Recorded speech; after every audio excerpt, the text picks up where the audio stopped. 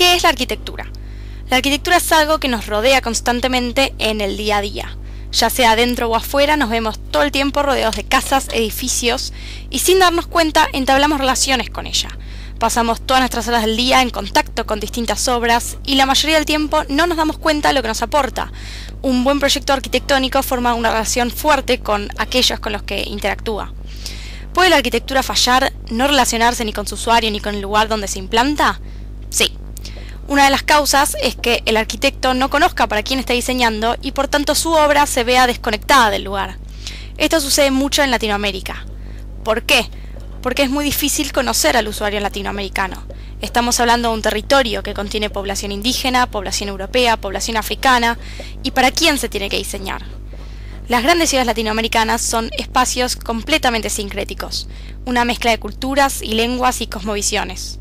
¿Cómo se diseña para estos espacios hibridados, donde parte de la población arrastra tradiciones que se remontan a tiempos prehispánicos, pero la otra parte desconoce y rechaza esta cultura? ¿Cuál es su identidad? ¿Con qué se identifican? Yo personalmente defino la identidad como la hibridación de cosmovisiones y características productos de un desarrollo de procesos históricos y sociales. Es decir, que toda identidad hoy en día está, a cierto grado, hibridada, producto de todos los acontecimientos de la historia, cambios sociales y muchos otros factores que afectan nuestras formas de ver el mundo. Específicamente voy a mencionar dos conceptos que forman parte de la identidad de cualquier individuo: el territorio y el espacio. El territorio es el lugar geográfico definido por límites, de carácter poseíble, es decir, en la mayor parte de los casos está bajo la jurisdicción de un gobierno o alguna entidad similar, incluso un terrateniente o el vecino que es dueño de su lote. Cuando hablo del espacio, sin embargo, hablo de dos concepciones distintas de la palabra. En general, el espacio es un conjunto de distintas ocurrencias y particularidades que trabajan en un sistema. Pero después me divido en lo que llamo el espacio físico, el espacio con límites difusos, que suele pertenecer a un territorio, por ejemplo, el espacio aéreo de un país, y en lo que llamo el espacio imaginario, un espacio que no responde a ningún territorio, que puede ser parte del imaginario colectivo de una cultura, como lo es, por ejemplo, Aztlán, el lugar del que provienen, según sus creencias, los mexicanos, un lugar al que no se le ha podido nunca adjudicar un territorio, pero que sin embargo existe en la mente de todos aquellos que creen en su existencia. Ahora, ¿por qué son importantes estos conceptos? El espacio y el territorio son parte de lo que conforman una identidad, y la identidad de un pueblo, de una cultura, conforma algo que llamamos el patrimonio. ¿Qué es el patrimonio? El patrimonio es todo aquel mensaje del pasado que dé un testimonio sobre las tradiciones y la cultura de un pueblo o de una nación. Dijimos que la identidad era producto de un proceso histórico, es decir, un mensaje del pasado, y que es una hibridación de cosmovisiones, o sea, el testimonio de una cultura. Para los latinoamericanos es fácil reconocer al Machu Picchu como patrimonio, Chichén Itzá, las cataratas del Iguazú, pero a veces nos olvidamos de pueblos indígenas que tienen muy arraigada una cultura prehispánica, algo que deberíamos considerar parte de nuestro patrimonio. ¿Qué pasa cuando no los consideramos? ¿Qué pasa si se pierde uno de estos cuatro elementos, si se empiezan a alterar? Tomo como ejemplo el pueblo de los indígenas chontales en Oaxaca, México. Oaxaca es un estado repleto de poblaciones originarias, pero tiene también grandes ciudades pluriculturales. Desde la época de la colonización se introdujeron en toda Latinoamérica culturas nuevas que chocaban completamente con la cultura ya existente, y se empezó a ver a esta como una cultura salvaje, retrasada y subdesarrollada.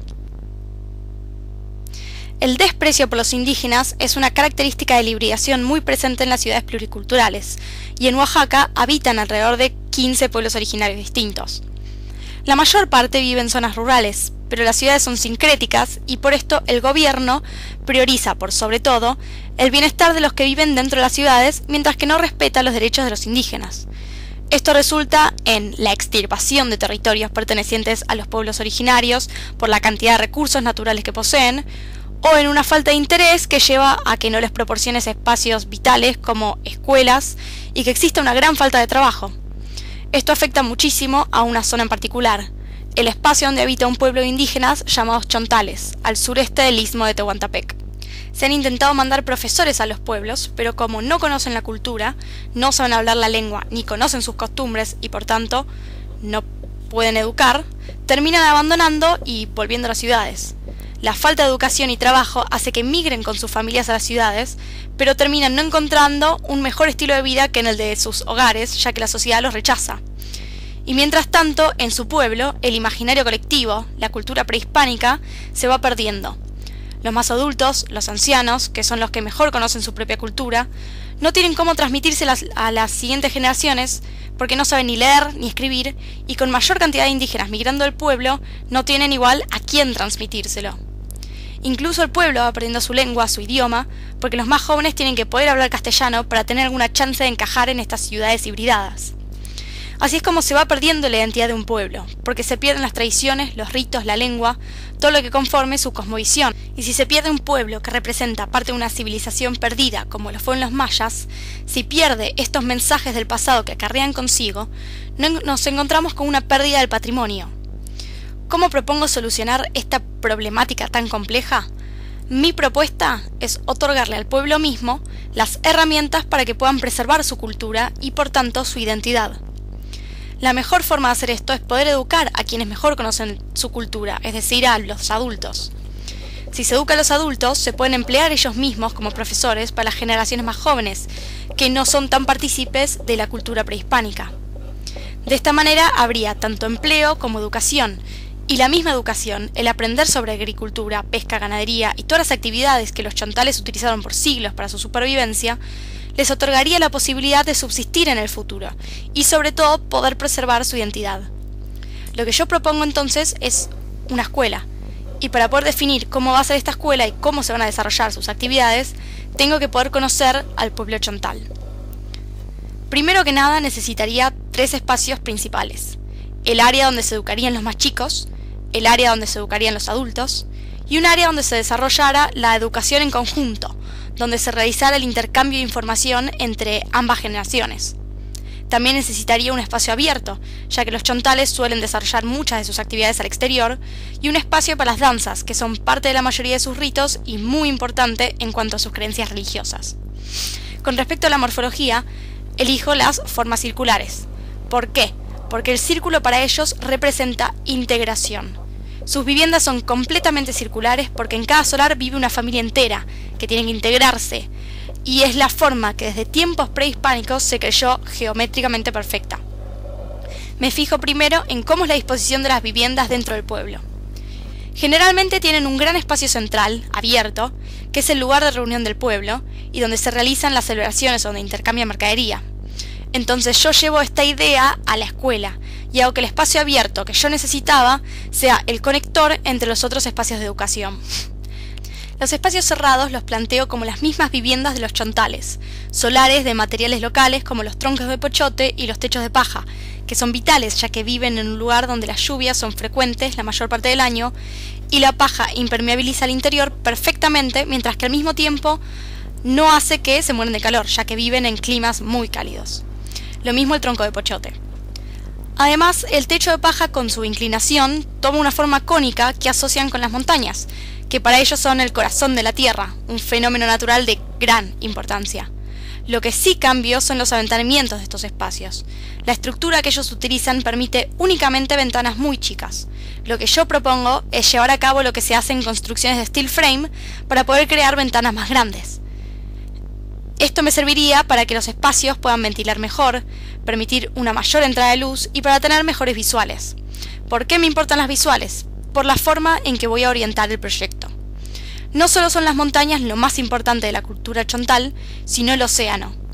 Ellos creen que el mundo lo creó un gran espíritu que nació de las aguas del Pacífico. Entonces muchos de sus ritos culturales pasan por el océano y por el agua. Entonces el proyecto lo implanto en un punto medio entre la costa y las sierras, en medio del bosque y frente al espacio central del pueblo, y oriento su entrada hacia este espacio y hacia las sierras, hacia el corazón de la tierra, y los aventanamientos con visuales hacia el océano, lo que también me permite la entrada de los vientos predominantes del sur a los espacios cerrados. La plataforma que creo para las danzas la oriento hacia el sur también, ya que la idea es que puedan aprender y practicar y permitir que estos ritos ocurran siempre mirando y en contacto con el océano, ya que es a él y al gran espíritu a quien le danzan. Es justamente una gran parte de su identidad, el contacto que tienen con el agua y con la tierra. Algo también de mucha importancia es la relación que tienen los chontales con la flora. Tienen conocimiento sobre 365 plantas que utilizan para la medicina y para alimentarse, y creo que es un conocimiento que deberían prevalecer, ya que es la forma que tienen de sobrevivir ciertas enfermedades, de curarse, y por eso en el perímetro de la escuela creo un área de huertas donde pueden plantar y cultivar estas especies para tenerlas a mano, tanto para enseñar como para utilizar. Y esto lo combino con unas canteras para la recolección de agua de lluvia, ya que el agua que baja por los ríos de alrededor está contaminada por todos los desechos que vienen de las ciudades. Así tendrían agua potable para consumo, tanto de los alumnos como para compartir con el resto del pueblo. Por último, la disposición interior sería diferente en cada aula. El aula de los adultos dispondría de los troncos que ellos utilizan como bancos en forma concéntrica, mirando hacia adentro, ya que es la disposición a la que están acostumbrados y que utilizan cuando tienen reuniones de asambleas, ya que es la mejor opción para poder estar en contacto con todos. El aula de los niños, sin embargo, se dispondría como un aula normal, con troncos como bancos nuevamente, pero en vez de estar observando un pizarrón o una pared, estar observando al aula de enfrente, donde están los adultos. Esto es porque los jóvenes chontales tienen mucho respeto por sus superiores y si ven a los adultos sentados aprendiendo, ellos van a imitar y no van a despegarse del asiento hasta que los adultos se levanten y los llamen al taller donde trabajarán todos juntos o al espacio abierto a aprender una nueva danza de rito. Lo que intento hacer con este proyecto es resolver una problemática, resolver un problema que me preocupa de un pueblo al que me dediqué el tiempo para conocer. Cuando tengo que diseñar un proyecto es vital que analice para quién estoy diseñando. En este caso, identifiqué el problema de la desaparición de un pueblo, de la pérdida de la identidad y de ahí de la pérdida del patrimonio que hace la identidad latinoamericana. El territorio en el que vivimos tiene raíces prehispánicas que no deberíamos obviar por vivir en una sociedad hibridada con otras culturas. Pero lo más importante es saber reconocer esto a la hora de hacer arquitectura. Es saber identificar el territorio donde estamos por proyectar, cómo es la identidad de los que allí habitan, y tratar de resolver en lo posible ciertos problemas que presentan. Es lo que yo intenté lograr con este trabajo. Hacer arquitectura significa poder relacionar a la obra con los que van a hacer uso de ella y que puedan formar un vínculo especial.